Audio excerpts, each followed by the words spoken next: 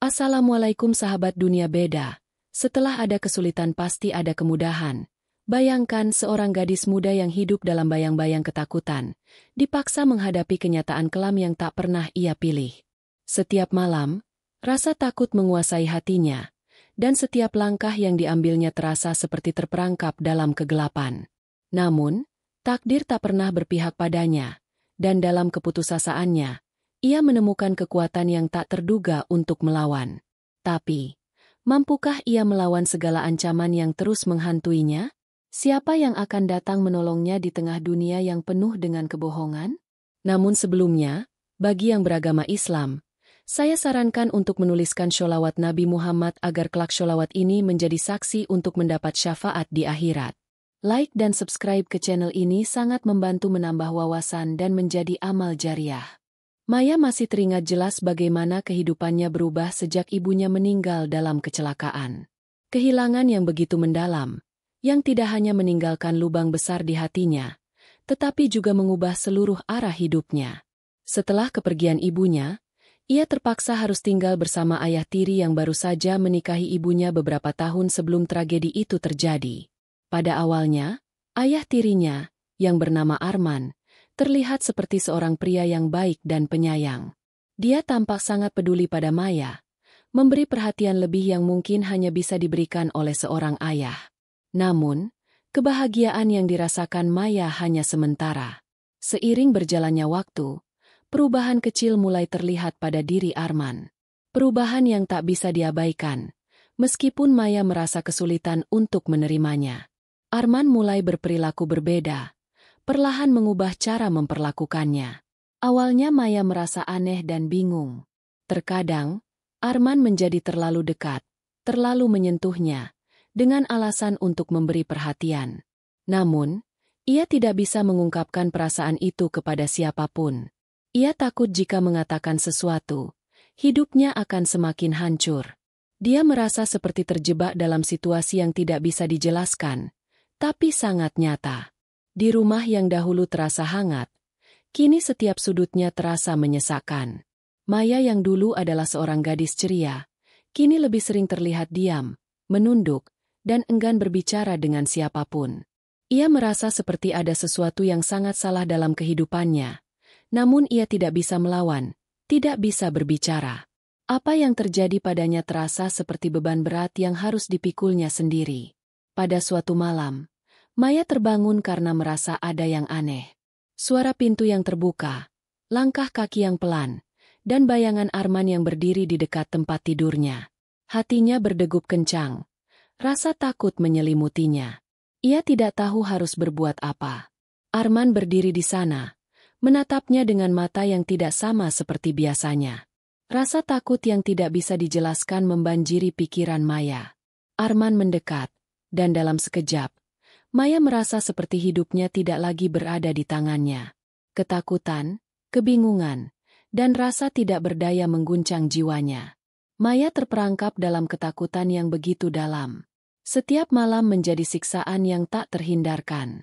Ia ingin berteriak, namun mulutnya seperti terkunci. Kejadian-kejadian yang terus berulang membuat Maya semakin terpuruk. Ia merasa seakan-akan dirinya kehilangan kendali atas hidupnya. Maya tidak tahu kepada siapa harus meminta pertolongan. Ayah tirinya adalah satu-satunya orang yang ada di dekatnya. Ibunya sudah tiada, dan ia merasa seakan tidak ada orang yang peduli padanya.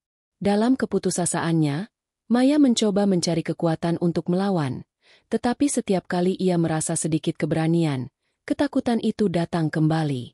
Ada rasa malu yang begitu mendalam dalam dirinya. Seolah-olah ia tidak layak mendapatkan kebebasan atau rasa aman. Namun, ada sesuatu yang mulai muncul di dalam dirinya. Sebuah kekuatan yang perlahan tumbuh. Maya tahu bahwa ia harus bertahan. Bahwa ia tidak bisa terus hidup dalam bayang-bayang ketakutan. Meskipun begitu, setiap langkah yang ia ambil terasa sangat berat. Ia merasa semakin terperangkap dalam dunia yang penuh dengan kebohongan dan ketakutan. Seiring berjalannya waktu, Maya mulai menyadari bahwa dirinya tidak bisa terus hidup dalam bayang-bayang ketakutan. Ada harapan yang mulai tumbuh di dalam dirinya, meskipun sangat kecil. Mungkin ada jalan keluar. Mungkin ada orang yang bisa membantunya keluar dari kegelapan ini. Namun, meskipun harapan itu muncul, Maya merasa sangat terisolasi. Ia merasa tidak ada yang memahami apa yang dia alami. Setiap malam, ia berdoa kepada Allah, memohon agar diberikan kekuatan untuk menghadapinya, meskipun ia tahu bahwa tidak ada yang bisa mengubah kenyataan yang ada. Ketika Maya mulai berpikir bahwa ia tidak bisa bertahan lebih lama lagi, sebuah kejadian tak terduga terjadi yang mengubah segalanya. Maya terbangun pagi itu dengan perasaan yang tidak biasa. Ia merasa sangat lelah, seolah seluruh tubuhnya terjebak dalam kesedihan yang dalam. Ia tinggal di sebuah desa kecil di luar kota Yogyakarta, di daerah yang sepi, jauh dari keramaian. Rumah yang dihuni Maya bersama ayah tirinya berada di ujung desa, dikelilingi oleh ladang dan pohon-pohon besar yang seolah menyembunyikan kehidupan mereka dari dunia luar. Desa ini, meskipun tenang, memiliki suasana yang kadang terasa menyesakkan. Maya sering berjalan sendirian di sepanjang jalan setapak, melewati rumah-rumah kecil dengan atap genteng yang sudah tua, dan ladang-ladang yang terbengkalai. Setiap kali ia berjalan, udara segar yang masuk ke paru-parunya terasa seolah menyentuh langsung kedalaman hatinya. Tetapi tak lama kemudian, perasaan itu menghilang, digantikan oleh rasa terpenjara dalam pikirannya sendiri. Maya merasa seperti hidup di dalam labirin yang tidak ada ujungnya. Hari itu, seperti biasa, Maya menyiapkan sarapan untuk dirinya sendiri. Ayah tirinya, Arman, lebih sering menghabiskan waktu di ruang tamu, menonton televisi, atau membaca koran tanpa memperhatikan Maya. Sejak beberapa waktu lalu, hubungan mereka semakin dingin. Maya merasa, meskipun berada dalam satu rumah yang sama, jarak di antara mereka semakin lebar. Ia tak lagi merasa aman atau dicintai. Keakraban yang dulu ada, kini hanyalah kenangan samar yang tak bisa dirasakan lagi. Maya menatap wajahnya di cermin dapur. Wajahnya terlihat pucat, matanya sedikit cekung, dan ada lingkaran hitam di bawah kedua matanya. Ia sudah jarang tertidur dengan nyenyak sejak kejadian-kejadian yang terus mengganggu pikirannya. Arman, ayah tirinya, sering datang ke kamarnya di malam hari, dengan alasan mencari sesuatu atau sekadar memeriksa keadaan Maya. Namun, kedatangannya selalu disertai dengan perasaan tidak nyaman yang terus menghantui Maya. Setiap detik yang berlalu terasa seperti perjuangan untuk tetap bertahan, tetapi dia tidak bisa menghindar.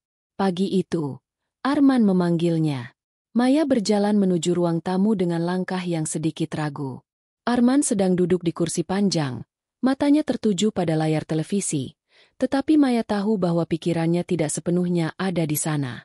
Maya berdiri di ambang pintu, menunggu instruksi atau perintah. Arman menatapnya sekilas, lalu berkata dengan suara datar, "Maya, bersiaplah. Kita akan pergi ke pasar sekejap lagi." Maya mengangguk, meskipun ia tahu bahwa pergi ke pasar adalah sebuah perjalanan yang biasa saja. Namun, setiap kali Arman mengajaknya keluar rumah, ia merasa seperti terjebak dalam sebuah rutinitas yang menambah rasa cemasnya. Kepergiannya ke pasar bersama Arman seakan-akan menambah tekanan dalam hidupnya. Ia merasa sangat kecil dan tak berdaya di bawah bayang-bayang ayah tirinya yang semakin mendekat. Pasar yang seharusnya menjadi tempat yang ramai dan penuh warna, kini terasa menyesakkan bagi Maya. Setiap langkahnya terasa seperti ada yang mengawasi, seperti ada yang mengintai dari balik setiap sudut jalan. Pasar di desa itu tidak terlalu besar. Hanya sebuah pasar tradisional dengan kios-kios yang menjual segala kebutuhan sehari-hari. Pedagang sayuran, ikan, dan barang-barang lainnya berjejer di sepanjang jalan pasar yang sempit. Maya tidak terlalu tertarik dengan apa yang dijual. Ia lebih suka berjalan cepat, mencoba untuk tidak terlibat dalam percakapan atau interaksi dengan siapapun. Arman, di sisi lain, terlihat lebih santai. Ia berbicara dengan beberapa pedagang yang sudah dikenalnya, seolah dunia ini tidak pernah berubah. Maya hanya mengikuti dari belakang, tetap dengan pikiran yang melayang jauh. Ketika mereka melewati kios sayur, sebuah suara memanggil nama Maya. "Maya, anak yang cantik. Sudah lama tidak ke pasar, ya?" Seorang wanita parubaya yang Maya kenal, Ibu Tuti, pedagang sayur, melambaikan tangannya. Maya tersenyum kecil. "Iya, Bu Tuti. lama tidak datang. Namun, senyum itu terasa pahit di hatinya. Setiap kali ia bertemu seseorang yang dikenal, ia merasa seperti harus berpura-pura, membohongi orang-orang yang peduli padanya. Ia tidak bisa memberitahu siapapun tentang apa yang terjadi di rumahnya. Tidak ada yang akan mengerti. Arman, yang sudah selesai berbelanja, menyuruh Maya untuk segera kembali ke rumah. Tidak ada kata-kata hangat yang keluar dari mulutnya. Hanya perintah yang terdengar seperti tuntutan. Mereka berjalan kembali ke rumah. Tetapi Maya merasa bahwa suasana di sekitarnya semakin gelap. Tidak ada lagi kebahagiaan di dalam rumah itu. Setiap inci dari rumah itu terasa penuh dengan rasa takut, rasa tidak aman, dan kesedihan yang mendalam. Sesampainya di rumah, Maya kembali ke kamarnya, mencoba untuk mencari ketenangan. Namun, setiap kali ia menatap langit-langit kamar yang sempit, pikirannya kembali kepada kejadian-kejadian yang tak ingin ia ingat. Arman, ayah tirinya, selalu datang ketika malam mulai menjelang. Ia tidak tahu mengapa. Tetapi setiap kali malam tiba, ketakutan itu datang. Seolah-olah ada bayangan besar yang mengintai dari sudut kamar. Maya merasa tidak pernah bisa tidur dengan nyenyak lagi. Pada suatu malam, Maya terbangun karena suara pintu yang terbuka perlahan. Hatinya berdegup kencang. Dia tahu siapa yang datang. Arman berdiri di depan pintu kamar, hanya beberapa langkah dari tempat tidurnya. Maya menahan napas, berusaha untuk tetap tenang. Arman hanya berdiri di sana, menatapnya dengan tatapan kosong yang semakin menakutkan. Maya ingin berteriak, tetapi mulutnya terasa terkunci.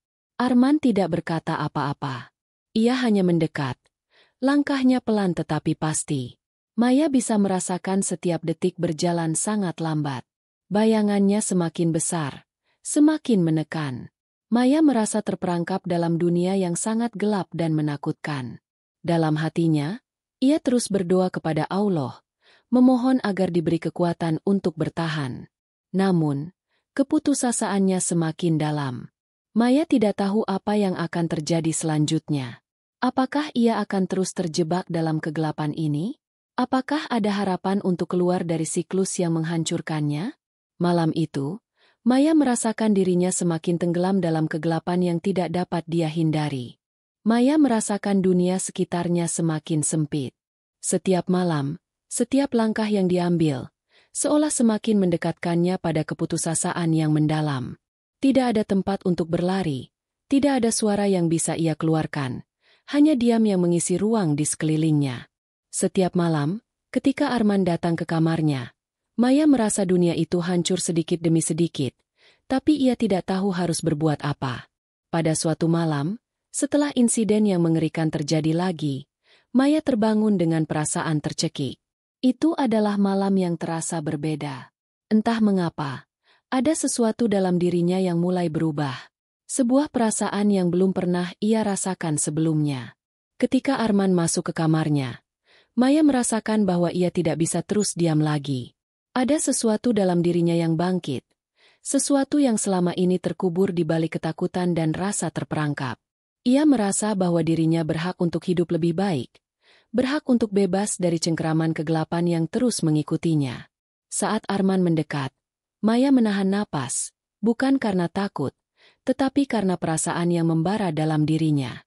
Untuk pertama kalinya dalam beberapa bulan terakhir, ia merasa keberanian itu ada dalam dirinya.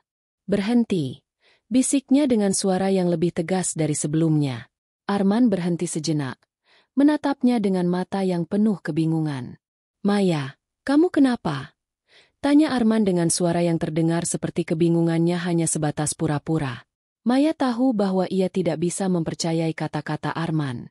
Ia sudah cukup lama hidup dalam kebohongan ini. Aku tidak akan biarkan ini terus terjadi, kata Maya. Suaranya bergetar, tetapi ada keteguhan di dalamnya. Aku tidak akan tinggal diam lagi. Arman terdiam sejenak, lalu tersenyum sinis. Kamu tidak akan kemana-mana. Maya, kamu tidak punya pilihan. Namun, untuk pertama kalinya dalam waktu yang sangat lama, Maya merasa bahwa kata-kata Arman tidak lagi memiliki kekuatan. Di dalam dirinya, ada api kecil yang mulai menyala. api yang memberinya kekuatan untuk melawan. Dengan langkah yang penuh tekad, ia berdiri, menatap Arman dengan mata yang tidak lagi penuh ketakutan, melainkan penuh keberanian. "Saya akan melawan," kata Maya dengan suara yang lebih jelas. "Saya akan melawan ketidakadilan ini." Keputusan itu adalah titik balik yang sangat besar dalam hidupnya.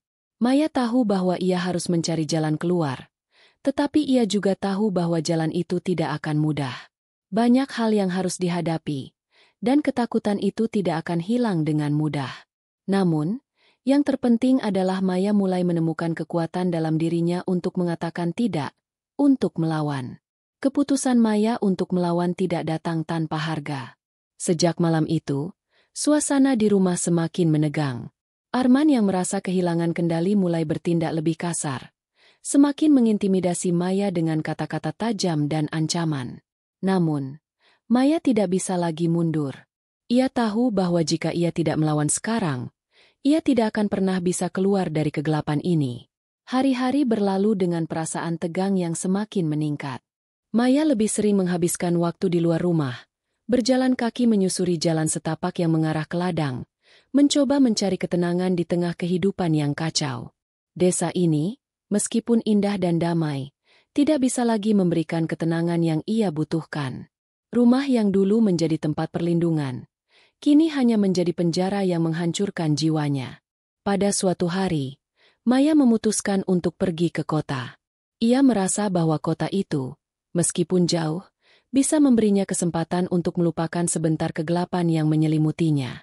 Kota itu terletak sekitar 2 jam perjalanan dari desanya, dan Maya tahu bahwa itu adalah tempat yang penuh dengan kehidupan, yang menawarkan kebebasan dan kesempatan yang tidak bisa ia temukan di rumahnya.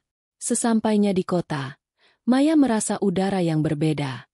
Suasana yang sibuk, suara kendaraan, dan hiruk-pikuk manusia membuatnya merasa hidup lagi. Ia menghabiskan waktu berjalan-jalan di sekitar kota, mengunjungi beberapa tempat yang ia pernah dengar tentangnya, dan membeli beberapa barang kecil yang memberinya rasa bahagia untuk sesaat. Tetapi, meskipun kota menawarkan kegembiraan, ketakutan yang ditinggalkan Arman masih menghantui pikirannya. Ia merasa seperti selalu diawasi, seperti bayangannya terus mengikuti setiap langkah yang ia ambil. Maya merasa seperti terperangkap dalam 2 dunia yang bertentangan. Di satu sisi, ia ingin melawan, ingin mencari kebebasan, tetapi di sisi lain, ia tahu bahwa Arman akan selalu ada di sana, mengawasi dan mencoba menariknya kembali ke dalam jaringannya. Namun, di tengah ketidakpastian itu, Maya bertemu dengan seseorang yang mengubah segalanya. Di sebuah kafe kecil di pinggiran kota, ia bertemu dengan seorang wanita muda bernama Rina. Rina adalah seorang konselor yang bekerja di sebuah lembaga yang membantu perempuan yang mengalami kekerasan rumah tangga. Maya, yang awalnya merasa canggung, mulai membuka diri dan berbicara tentang apa yang ia alami. Rina mendengarkan dengan penuh perhatian dan tanpa menghakimi. Ia memberitahu Maya bahwa ia tidak sendirian, bahwa ada banyak orang yang peduli dan siap membantunya. Untuk pertama kalinya, Maya merasa bahwa ada harapan. Rina memberikan informasi tentang lembaga tempat ia bekerja, dan memberi Maya nomor kontak yang bisa dihubungi kapan saja jika ia membutuhkan bantuan. Setelah pertemuan itu, Maya merasa sedikit lega. Ia tahu bahwa perjalanan panjangnya baru saja dimulai, tetapi ia mulai merasa ada secercah harapan di tengah kegelapan yang mengelilinginya.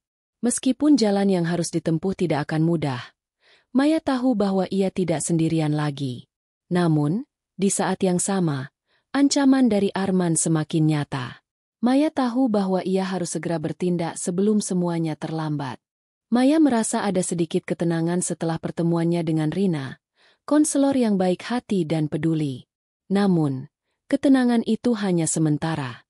Ketika ia kembali ke rumah, kegelapan yang menyelimuti kehidupan sehari-harinya kembali hadir. Arman masih ada, masih mengintainya, masih mencoba menjeratnya dalam kehidupan yang penuh kekerasan dan ketakutan. Setiap detik di rumah terasa semakin sulit, semakin penuh dengan ketegangan yang tak bisa dia hindari. Namun, sesuatu yang berbeda mulai muncul dalam diri Maya. Keberanian yang dia rasakan setelah berbicara dengan Rina perlahan tumbuh. Setiap kali Arman mendekat, Setiap kali ia merasa terancam, Maya mulai menemukan cara untuk menghadapinya. Tidak dengan kekerasan atau perlawanan fisik, tetapi dengan kekuatan batin yang perlahan berkembang. Maya tahu bahwa ia tidak bisa terus hidup seperti ini selamanya. Ia harus melawan. Maya memutuskan untuk melibatkan diri lebih dalam komunitas perempuan yang peduli dengan hak-hak mereka.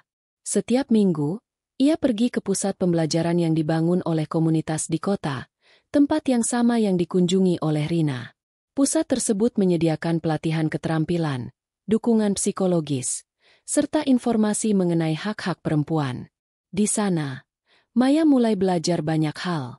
Ia belajar bagaimana cara menghadapi trauma, bagaimana cara berbicara tentang apa yang terjadi padanya tanpa rasa takut, dan bagaimana menjaga diri sendiri. Salah satu pelajaran penting yang ia dapatkan adalah mengenai pentingnya melindungi diri secara hukum. Rina, yang menjadi pembimbing Maya, mendorongnya untuk melaporkan ayah tirinya.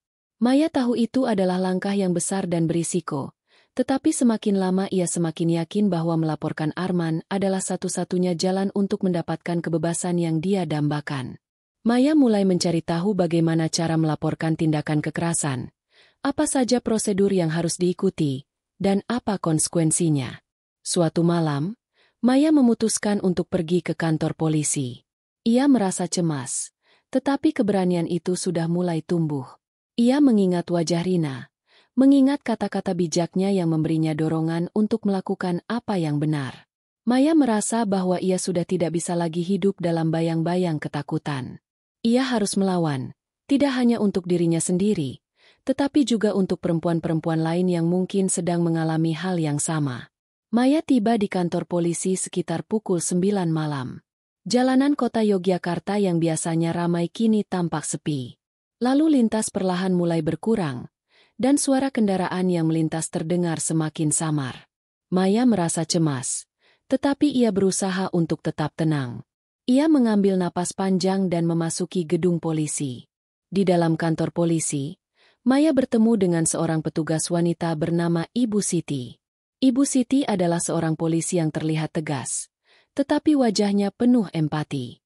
Maya mengutarakan apa yang ia alami dengan suara yang gemetar, namun dengan tekad yang kuat. Ibu Siti mendengarkan dengan seksama, mencatat setiap detail yang diberikan Maya, dan memberikan kata-kata penghiburan yang membuat Maya merasa sedikit lebih tenang. "Ini bukan salahmu, Maya," kata Ibu Siti dengan lembut. "Kamu berhak untuk hidup dengan damai, dan kami akan membantu kamu mendapatkan keadilan." Maya merasa ada harapan. Ia tahu bahwa jalan yang akan ia tempuh tidak akan mudah, tetapi untuk pertama kalinya, ia merasa bahwa ada seseorang yang peduli padanya, yang siap membantunya.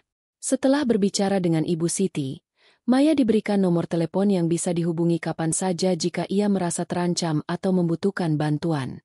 Ia juga diberikan informasi lebih lanjut tentang proses hukum yang akan dihadapinya. Kembali ke rumah malam itu, Maya merasa lebih tenang. Tetapi di dalam hatinya, ia tahu bahwa apa yang ia lakukan adalah langkah besar dan berisiko. Arman, jika mengetahui, pasti akan marah. Maya merasa cemas memikirkan kemungkinan yang akan terjadi, namun ia tahu bahwa ia harus menghadapi semua itu untuk masa depannya. Keesokan harinya, Maya kembali menjalani hari-harinya seperti biasa, meskipun perasaan cemas itu masih menghantui. Ia merasa seperti ada sesuatu yang terus mengawasi, tetapi kali ini ia mencoba untuk tidak terlalu memikirkannya. Setiap kali Arman berbicara dengannya, ia mencoba untuk tetap tenang dan tidak memberitahu apapun yang mencurigakan. Maya tahu bahwa ia harus berhati-hati. Malam hari, saat Arman datang seperti biasa, Maya merasa jantungnya berdegup lebih cepat dari biasanya. Arman memasuki kamarnya, dan Maya merasa perasaan takut itu kembali datang. Namun, kali ini ada sesuatu yang berbeda dalam dirinya. Maya menatap Arman dengan tatapan yang lebih tegas, meskipun hatinya berdebar. "Saya tidak takut lagi," pikirnya dalam hati. Arman duduk di dekat tempat tidur Maya dan mulai berbicara seperti biasanya. "Kamu tahu kan, Maya, kamu tidak akan bisa melawan saya," katanya dengan nada yang mengancam. Namun, Maya kali ini tidak seperti sebelumnya. Ia menatap Arman tanpa rasa takut. Saya tidak akan diam saja, katanya dengan suara yang mantap. Saya sudah melapor ke polisi. Ini tidak akan berlanjut lagi. Arman terdiam sejenak, terkejut mendengar pernyataan Maya. Wajahnya berubah menjadi merah, dan tatapannya menjadi tajam. Namun, Maya bisa merasakan bahwa kali ini, Arman tidak memiliki kuasa atas dirinya.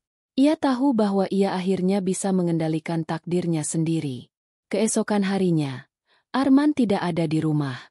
Maya merasa lega, meskipun cemas akan apa yang akan terjadi selanjutnya. Ia tahu bahwa ini adalah awal dari perjalanan panjang yang penuh dengan tantangan, tetapi ia sudah siap. Untuk pertama kalinya, ia merasa bebas dari bayang-bayang ketakutan yang selama ini menjeratnya. Maya kembali ke kantor polisi pada hari itu, untuk melengkapi laporan yang sudah dia buat sebelumnya. Ia tahu bahwa proses ini akan panjang dan penuh dengan tantangan, tetapi ia merasa lebih kuat daripada sebelumnya. Keberanian yang selama ini terkubur dalam dirinya mulai muncul ke permukaan. Setiap langkah yang diambilnya menuju kebebasan semakin mantap. Maya tahu bahwa ia tidak sendirian.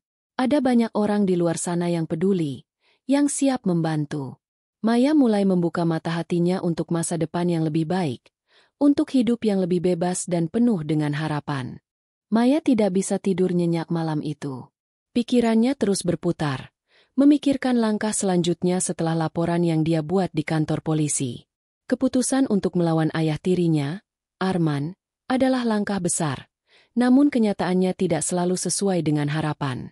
Meskipun ia merasa sedikit lega setelah melaporkan apa yang telah terjadi, Maya juga merasa takut. Ia tahu bahwa menghadapi kenyataan ini bukanlah hal yang mudah.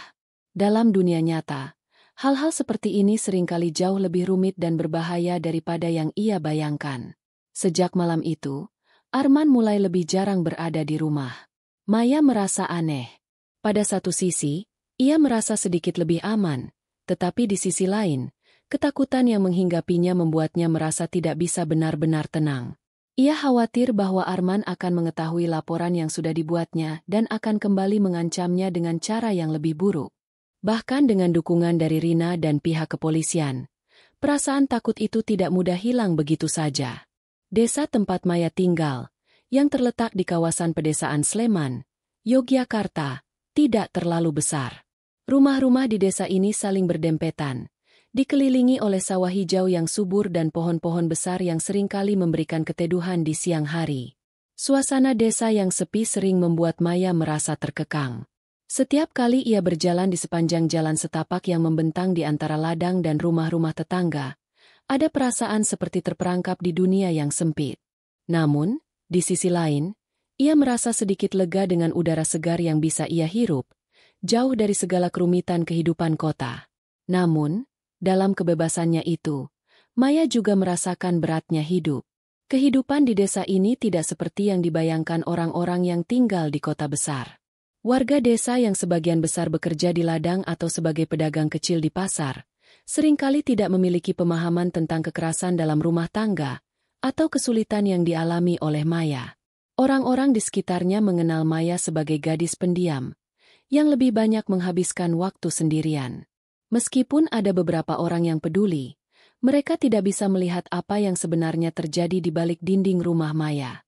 Pagi itu, Maya pergi ke pasar desa untuk membeli bahan makanan. Pasar ini adalah tempat yang familiar bagi semua penduduk desa. Tempat yang selalu ramai di pagi hari, dengan pedagang yang menawarkan barang dagangannya, dan orang-orang yang datang untuk berbelanja kebutuhan sehari-hari. Pasar yang sederhana, namun menjadi pusat kehidupan sosial desa.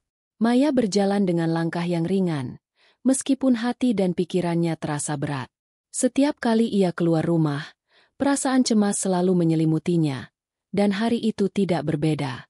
Ia tahu bahwa ia harus bertemu dengan Rina lagi untuk melanjutkan laporan yang sudah ia buat, tetapi pada saat yang sama, ia merasa terasing di desa ini. Dunia di sekitar rumahnya terasa seperti berputar terlalu cepat, sementara dirinya terjebak dalam putaran yang tak berujung. Sesampainya di pasar, Maya merasa sedikit lega melihat keramaian di sana. Pedagang-pedagang sayur, ikan, dan berbagai macam barang kebutuhan lain berjejer di sepanjang pasar. Suara tawar-menawar dan suara langkah kaki yang berlalu lalang mengisi udara. Maya membeli sayuran dan beberapa bahan lainnya, dan di sela-sela itu, ia bertemu dengan Ibu Tuti, pedagang sayur yang sering berjualan di pasar. "Ibu Tuti," sapa Maya dengan suara lembut. "Apa kabar?" Ibu Tuti tersenyum hangat. "Alhamdulillah, baik, Maya. Lama tidak melihatmu ke pasar." Maya hanya tersenyum kecil. "Iya, Bu, ada sedikit pekerjaan di rumah." "Baguslah kalau begitu," jawab Ibu Tuti, sambil melanjutkan untuk melayani pembeli lainnya. Maya merasa sedikit lebih tenang. Walaupun hanya percakapan singkat, ia merasa sedikit lebih dihargai. Namun, ada juga perasaan yang tidak bisa ia jelaskan, perasaan terasing. Ia merasa seolah-olah dunia ini berjalan tanpa memperhatikan apa yang terjadi di dalam kehidupannya. Selesai berbelanja, Maya berjalan pulang ke rumah. Jalan setapak yang biasa ia lewati menuju rumah terasa panjang dan sepi. Di tengah-tengah perjalanan, ia berhenti sejenak untuk menarik napas dalam-dalam. Udara pagi yang segar masuk ke dalam paru-parunya. Namun rasa cemas itu tidak mudah hilang. Tiba-tiba, suara langkah kaki terdengar mendekat dari belakang. Maya menoleh dan melihat seorang pria yang tidak dikenal sedang berjalan cepat di belakangnya. Pria itu tampak terburu-buru, dan matanya langsung bertemu dengan Maya. Tiba-tiba, pria itu berhenti di depannya dan menghalangi jalan. "Ada apa, Mas?" tanya Maya, sedikit cemas. Pria itu tersenyum tipis, namun senyuman itu tidak membuat Maya merasa lebih nyaman. "Saya hanya ingin berbicara sebentar," katanya dengan suara yang tenang, tetapi ada sesuatu yang menakutkan dalam tatapannya. Maya merasa ada yang tidak beres. "Maaf, saya harus pergi," jawab Maya cepat, berusaha untuk menghindari percakapan lebih lanjut. Namun, pria itu dengan cepat menghalangi jalannya. "Kau Maya, kan?" tanya pria itu, sambil melihatnya dengan lebih tajam. "Aku tahu siapa kamu." Maya merasa terkejut. "Apa maksudnya?" tanyanya dengan suara bergetar. "Jangan coba bohongi aku," jawab pria itu sambil mendekat. "Aku tahu apa yang terjadi di rumahmu. Kau tidak bisa lari dari semuanya." Keringat dingin mulai membasahi tubuh Maya. Dia merasa ketakutan. Setiap kata yang keluar dari pria itu terasa seperti ancaman yang nyata. Tanpa banyak berpikir, Maya berlari secepat mungkin, meninggalkan pria itu yang masih berdiri di tengah jalan setapak. Ia tidak berhenti hingga akhirnya sampai di rumah. Pintu rumahnya tertutup rapat, dan Maya merasa seolah-olah ada sesuatu yang mengejarnya. Masuk ke rumah, Maya mengunci pintu dengan kunci besar dan berlari ke kamarnya. Jantungnya berdegup kencang, dan seluruh tubuhnya terasa lelah. Maya duduk di tepi ranjang, menarik napas panjang, mencoba menenangkan diri. Namun, bayangan pria itu, dan kata-kata yang baru saja diucapkannya, terus terngiang di pikirannya. Tiba-tiba, suara ketukan terdengar dari pintu. Maya terlonjak kaget. Hatinya berdebar cepat, dan ia merasa keringat dingin keluar di sepanjang punggungnya. "Siapa itu?" Dengan hati-hati, ia berjalan ke pintu dan mengintip dari lubang pintu. Hanya ada Arman di luar, berdiri di sana dengan ekspresi wajah yang tidak bisa dibaca. Arman mengetuk pintu lagi. "Maya, buka pintunya. Kita harus bicara." Maya merasa terjebak. Ia tahu Arman tidak datang untuk berbicara baik-baik. Ada sesuatu yang berubah dalam dirinya. Sesuatu yang jauh lebih gelap. Dengan ragu, Maya membuka pintu sedikit. Hanya cukup untuk melihat wajah Arman. "Apa yang kau lakukan tadi?" tanya Arman dengan suara dingin. Maya merasa jantungnya hampir berhenti berdetak. Arman tidak pernah terlihat seperti ini sebelumnya. Ada kekuatan dalam suaranya. Kekuatan yang lebih besar daripada sebelumnya. "Kami harus bicara," kata Arman, sambil menatapnya tajam. Maya merasa perasaan takut kembali datang. Dia ingin melawan, tapi ia tahu bahwa ini bukanlah waktu yang tepat. Maya berdiri di depan pintu. Hatinya berdegup kencang. Setiap detik terasa begitu lama.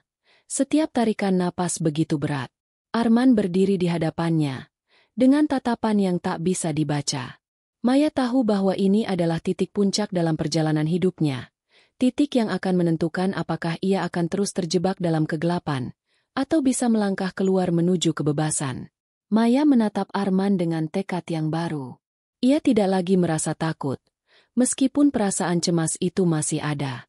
Ia tahu bahwa inilah saatnya untuk menegaskan dirinya, untuk memutuskan apakah ia akan membiarkan hidupnya terus dihancurkan, atau apakah ia akan mengambil kendali penuh atas takdirnya. Tidak ada lagi yang bisa kamu ambil dariku, kata Maya dengan suara yang lebih tegas dari sebelumnya. Saya sudah melaporkan semua yang terjadi pada polisi, dan saya tidak akan mundur. Saya akan melawan, Arman. Arman tersenyum sinis, tetapi di balik senyuman itu, Maya bisa melihat kecemasan yang mulai muncul. Mungkin dia tidak menyangka bahwa Maya akan begitu berani.